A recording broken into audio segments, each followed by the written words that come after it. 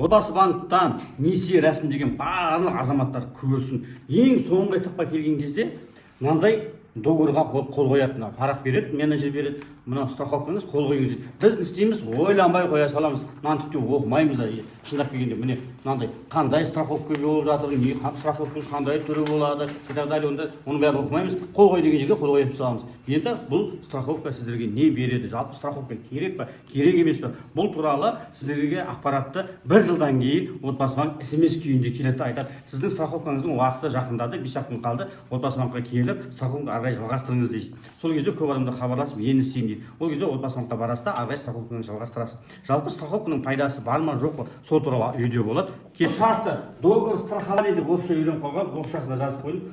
Отбасы банкта екі страховканың түрі болады. Бірінші кепіл мүлкін сақтандыру шарты, орысшасы договор страхования залогового имущества дейді. Ол 0,1% болады сіздің алып отқан займыңыздан. Және екіншісі болады титулдық сақтандыру шарты. Договор титульного страхования. Екі договордың айырмашылықтарын қазірге түсіндіріп беретін боламын. Сонымен бірінші залоговое имущество мүліктік сақтандыру. Яғни түсінікті жалпақ деп айтқан кезде сол мүлікке зақым келсе, яғни сіздің алған пәтеріңізге зақым келсе, сол кезде сізге страховая компания Отбасы банкта кредитіңізді толық жауап береді. Ал енді сақтандыру шарттары қандай жағдайда сізге қаражаттар бөлінеді, соны жік-жігімен айтып шығайық. Кеттік. Бірінші алған үйіңіз өртеп кетсе, немесе қандай да бір дүние нәрсемен жарылыс болып кетіп жатса, енді өмірде бәрі болып жатыр ғой. Найзағай түсіп, үйдің ештеңе қирап, бәрі бір болып қалса, былай сақтан сондай болмай ақ қойсын әрине. Сондай жағдайда сізге ақшаны қайтарады. Тағы да қараңыздар, су құбыры, кәріз жүйесі, жылу жүйесі, яғни водопровод, канализация и содан сіз көрші үйлер, өзіңізден емес, көрші үйлердің салдарынан сізге зақым деген болатын болса, онда тоже страховка жұмыс жасайтын болады.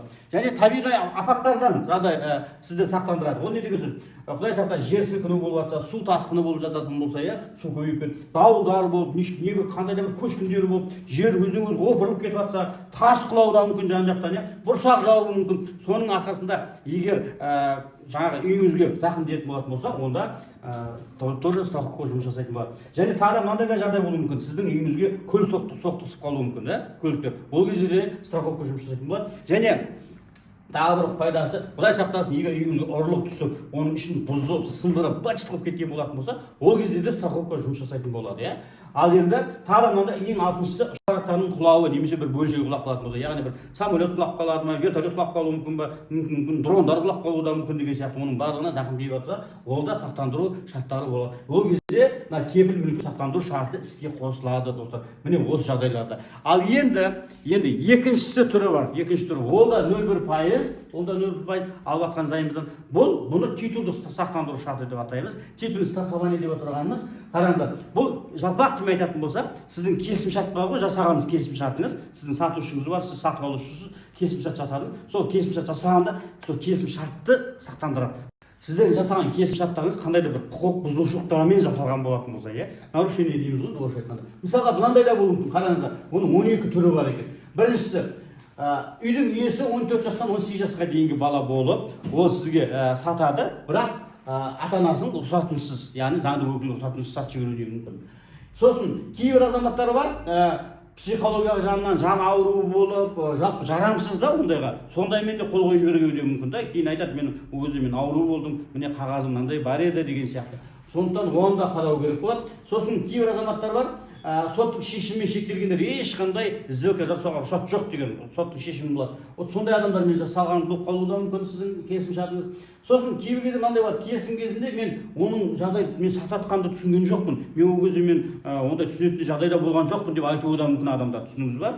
Ондай жағдайда болып қалуы мүмкін. Сосын кейбір азаматтардың вообще құқығы жоқ, ондай сатуға вообще ешқандай правасы жоқ азаматтар да болуы мүмкін, Сосын кейбір азаматтар айтады, мені мәжбүрлеп жасатты, мен сатқым келген жоқ, мені мәжбүрледі, мына кісілер мені мәжбүрледі, сосын мен қол қойдым деп айтуы да мүмкін. Сондықтан содан да сақтайды бұл страховка, Енді қараңыздар, кейбір жағдайда, мысалы үшін, мен үйленбегенмін деп келісімсіз, мен бойдақпын деп көрсетіп жібереді, сөйтіп әйелінсіз немесе күйеуінсіз рұқсатынсыз сатып жіберуі де мүмкін. Ондай да жағдайда болуы мүмкін, Сосын қараңыздар, кейбір сатушылардың есепке алмаған мұрагерлері болуы мүмкін. Яғни оның тағы бір мұрагері бар екен, именно сол үйге, немесе әскерде жүрген баласы болуы мүмкін, немесе абақтыда жатқан бір жолдасы ма, тағы басқа жақын туысы да болуы мүмкін. Олар да сол үйдің иесі болып, олардың келісімін ескермей сатып жіберген жағдайда болуы мүмкін. Түсінікті ма? Әскерден келгеннен кейін, абақтыдан келгеннен кейін менің үйім қайда, неге сатып жіберді деп сотқа беріп жататын болса, сіздің жасаған келісім шартыңыз жарамай қалады. Түсінікті, иә? Енді мына 9-шысы мені шок қылды. Қайтыс болған адам сенім хат негізінде деп жазып қойыппын. Енді қараңыздаршы, мынандай да жағдай болуы мүмкін да. Мысалға, үй менің атамның атында, әжемнің атында деп айтады да, немересі немесе баласы келіп сізге по доверенности сатып жібереді. Ал оказывается, именно сатқан күні кеше түнде қайтыс болып кетуі де мүмкін адамдар. Мүмкін ғой онда ата әжесі кеше түнде қайтыс болып кетті, жаңағы баласы немересі әлі естімеген, келіп договор купли-продажа жасап жіберді. Ондай жағдайдан да абай болыңыздар, иә. Сондай жағдайда страховка сізге төлеп беретін болады. Енді иесі емес кейбір азаматтар мен иесі де құжаттарды өтірік дайындап қоюы мүмкін, немесе басқа адам қоюы мүмкін, иә, түсінікті ма? Мысалға, Беріктің орнына Серік келіп қалуы мүмкін, Серіктің орнына Берік келіп қалуы мүмкін деген сияқты, иә. Басқа адам сатып жіберуі де мүмкін. Сосын жалған құжаттар жасап сатуы да мүмкін, оны да ойлаңыздар. Және кейбір кезде үй заңды тұлға, яғни юридический лицо болады да, бірақ ол сатуға ешқандай құқығы жоқ, сонда да сатып жіберген жағдайда болады. Міне осындай 12 жағдайда сіздің титульный страховкаңыз жұмыс жасайтын болады.